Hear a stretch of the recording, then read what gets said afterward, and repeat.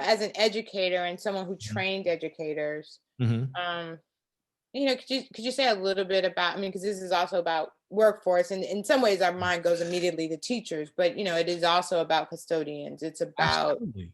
Absolutely. teachers' aides and you know, actually some of the least well paid, right? I can even pick it up from there. I mean, because I think even when you pick a superintendent, and you know this because this is being your job, right? It's not just about teaching and learning. School districts tend to be the number one, two, or top three job provider for a city. It is a full financial ecosystem. And it has it has custodians. It has people that have to push papers. It has folks that have jobs that help make this thing kind of go. Right. And people are talking about teacher pay, but we haven't been able to like get our custodians pay up to the place where it needs to be, right? But they always seem to be forgotten when we have these conversations. And then they'll call you anti-teacher if you bring that up, right? Like that we have a full ecosystem. And I think that, I've been blessed to be able to do this work at a high level, both in education, but also in healthcare. And when we look for the equivalent of a superintendent, like a president of our hospital, we don't Hmm. just look at who's been a practitioner, right?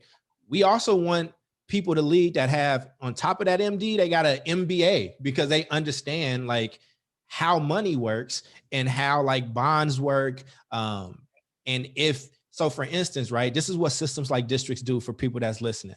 We'll do a bid for something and it'll take like 3 or 4 years, but a superintendent that's only been an educator or doesn't have the business background or isn't getting good words in their ear won't Sure. realize that the money that you asked for 4 years ago, if you spend it 4 years from now, the estimates that you had on building those buildings is no longer There you any good.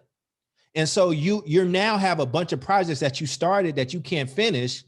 And then people are like, well, why did the district misuse go. these funds? Well, it's like, well, because we didn't have somebody thinking from a business standpoint, right? So it's important to have somebody that understands teaching and learning, but also the plight of our custodians, the plight of the people that have to keep our schools running and all those extra services. I didn't mean to go off on that tangent, right? But I No, think, I love it. That's exactly. yeah, it's a full system that you Yeah. run. And outside is Kaiser, and then it's OUSD in Oakland. You know what I mean? Like, people work in that system and they need things to run. So, And our employees get it. I mean, everybody's talking about, oh, I'm gonna go to Hayward and I'm gonna make $10,000 more. Because you know why? Because you're gonna pay for your own health insurance. And right. you're gonna pay for your daughter, your son's health insurance, or your husband's Right. health insurance as well. So that extra $10,000 that they put on top, Mhm. that's for healthcare, baby.